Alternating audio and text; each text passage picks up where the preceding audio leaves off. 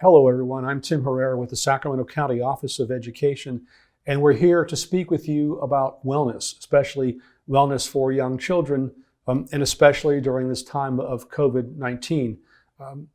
We are grateful to have with us Dr. Ryan Quist, who is the Behavioral Health Director for the County of Sacramento. Ryan, thanks for being here. Absolutely. So we're going to talk, in this segment, we're going to talk about stress and the impact that it has on children. So first, let's talk about stress as it is. Stress is normal anyway, but now it's obviously heightened. Yes. Well, in this particular situation, we have, it's made such big changes to our everyday routine. So we have, our entire lives have been disrupted, and everything we're used to have in our regular schedules have been completely changed. So it's completely normal for everybody to feel stressed and anxiety. And it's not a matter of if you feel stressed, it's a matter of when you feel stressed. And so we all need to be aware of how our bodies are reacting to this stressful situation. So in normal situations, we're probably not even aware of the stress that we feel because normal stress is a part of our normal lives. You're absolutely right. In this case, we really promote an idea called mindfulness, where you really pay attention to your body, pay attention to how you're reacting to things. Are you getting overly anxious? Are you impatient? Are you withdrawing? Are you not doing the things that you normally do? It's really important to maintain as much routine as you possibly can in your life. Okay. So now we are fortunate because the county has provided us with some guidelines and some tips that we can emphasize with our families that are dealing with this right now.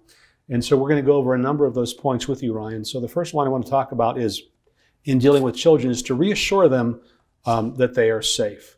Explain why that's so important and then kind of get into the detail of how we can do that.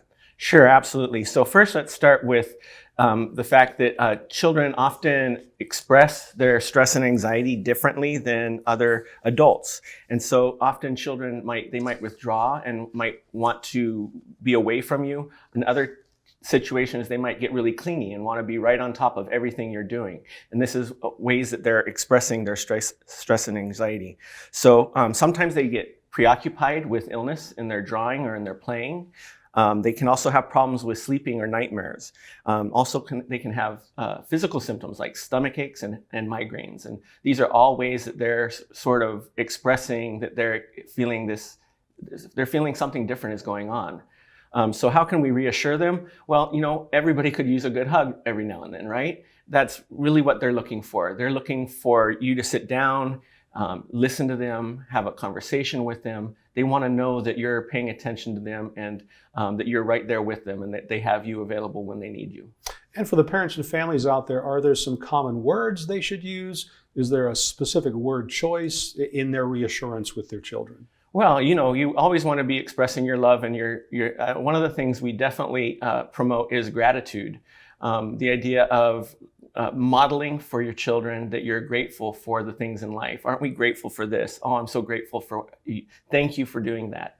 And the gratitude is always such a great medicine for any situation. That's one of the great ways that you can do.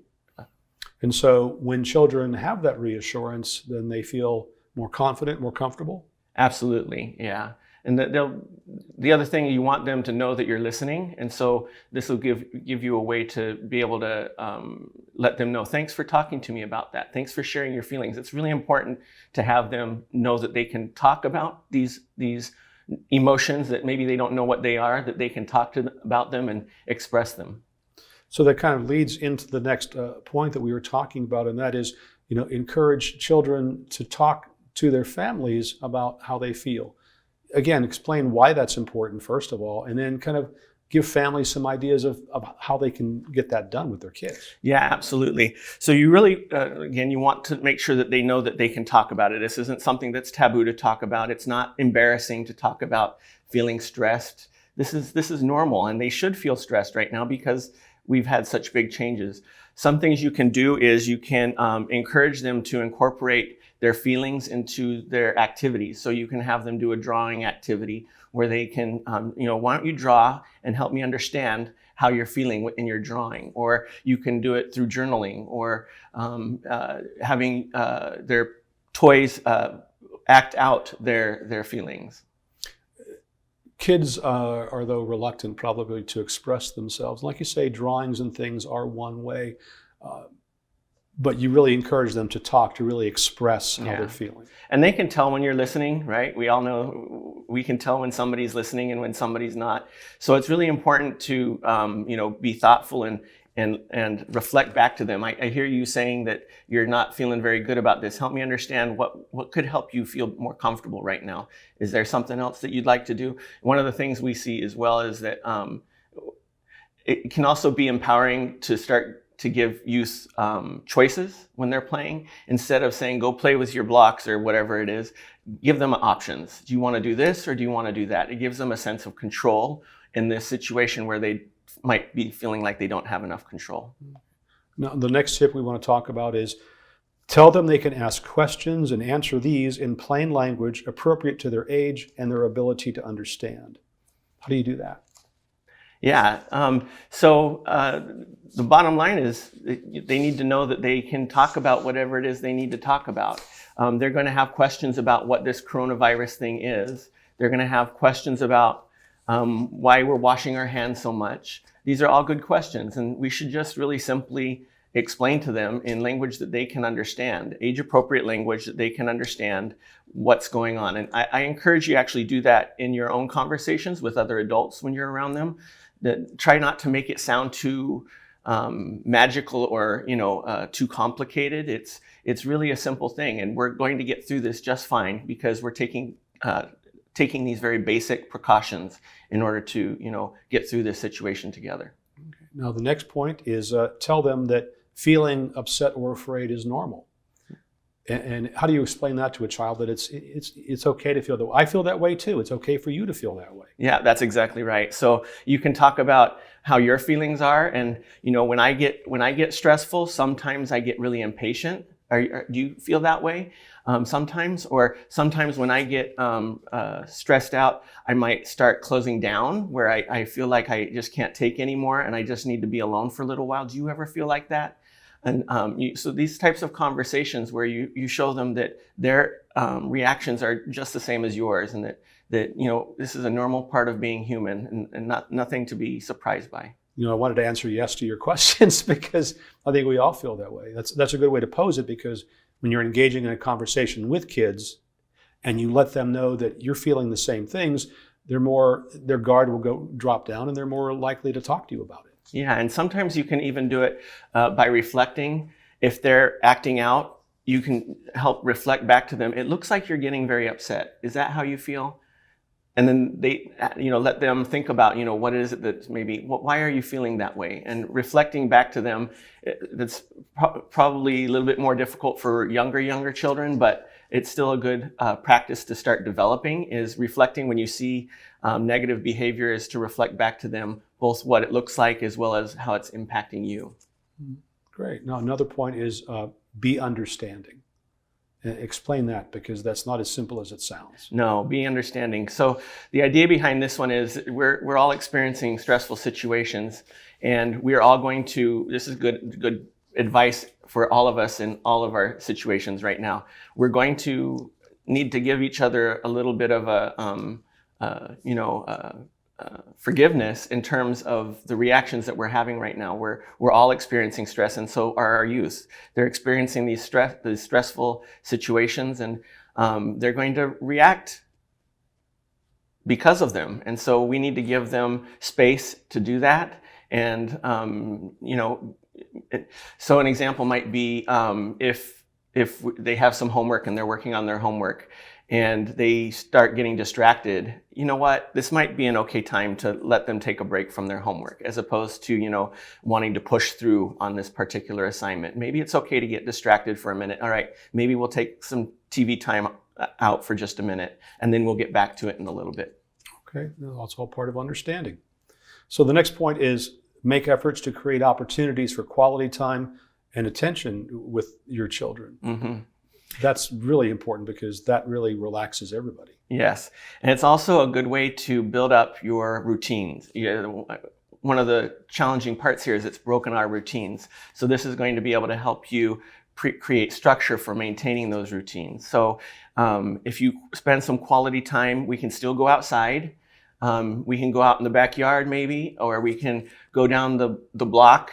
We still want to maintain the precautions about keeping the 6 feet distance, but this is still a time to do some activities together. Play a game together, do other things that you enjoy doing together. Maybe make a meal together, that type of stuff. Any kind of parent-child or family-child time together is really valuable, especially now. Absolutely. When children are feeling stressed. Yeah. Okay. So next tip that the county offers is remember that children look to their parents to feel safe. Yeah. That's an incredible responsibility, but it's really something that parents have to be aware of all the time. It is. And this goes back to that mindfulness concept about being aware of how you're reacting to the situation and noticing, are you being impatient? Are you feeling upset at the moment? Are you feeling withdrawn? Were you feeling burnt out? Your kids can feel how you're feeling, and if you're feeling stressed, it's going to add to their stress, and that's not an easy thing to fix. So don't feel bad if you're feeling stressed and that they feel, and your children feel that as well. Just, it's something we want to be aware of and try to model good self-maintenance practices. Sit down and relax for a little bit when you're feeling more wound up, or take a breath and model that for them. Okay, it looks like we're all feeling impatient, so let's all take a breath, and now we can get back to what we needed to do. Mm-hmm. And it's leading by example. Exactly. Which is not easy to do because the parents are feeling a lot of it too, feeling a lot of the stress. Yeah. One of the things you emphasized too was try to keep to normal routines. You're absolutely right. It's challenging now because nothing is normal. It's true. Everyone having to stay inside, kids not being able to be with friends. So how can families establish normal routines? One of the most important routines to maintain is your sleep pattern. So when we're at home, we might be and we don't have to get up early the next morning. We might be tempted to stay up a little bit later, sleep in a little bit longer. Maybe do that a little bit, but don't do it a lot of it. You really want to maintain a pretty standard sleep cycle for yourselves. Our sleep really impacts our mood and our health. So that's the most important one. Other things that you can keep as good routines are your meal times. Sometimes when you're at home and the food's right there, you might be more tempted to snack a lot. It's good to keep those meals to mealtime. So then if you have normal routines, then your children will feel a little more normal, that even though there's a lot going on, whirling around right now, there are some things that are still the same that they can kind of identify with. You've got it. Okay. So now before we leave, you have some resources that you've offered, and we're going to put them on the screen now. These are resources for families to access. First, there is the Mental Health Access Team, and you see the numbers on your screen there, 2 different numbers to call. Alcohol and Drug Services as well, for adults and for youth under 18. And also the County Health Department has updates on COVID-19, which people can access. And there's also an email address that people can send their questions to, covid19@sacccounty.net. And we really urge families to use these resources because it will really help you in working with your children. And Ryan, before we go, what's one final tip that you want to leave parents and families with to work with their children to kind of work through all this, to get past all this? Sure. I want to tell you about one other really great resource that's available to you. This is something called The Source. This is our 24/7, so it's offered around the clock resource for youth or their caregivers to call. So we have a phone number. It's really easy, 916-SUPPORT or 916-787-7678, or you can chat at thesourcesacramento.com, or you can text also at 916-SUPPORT. So this is a really great resource if you're feeling like behaviors are starting to escalate and you're wondering how to deal with those behaviors, and you're starting to get to the point where maybe you're getting to the end of your resources and you need a little bit of support. Please feel free to call them. They're there and available in order to provide you your support.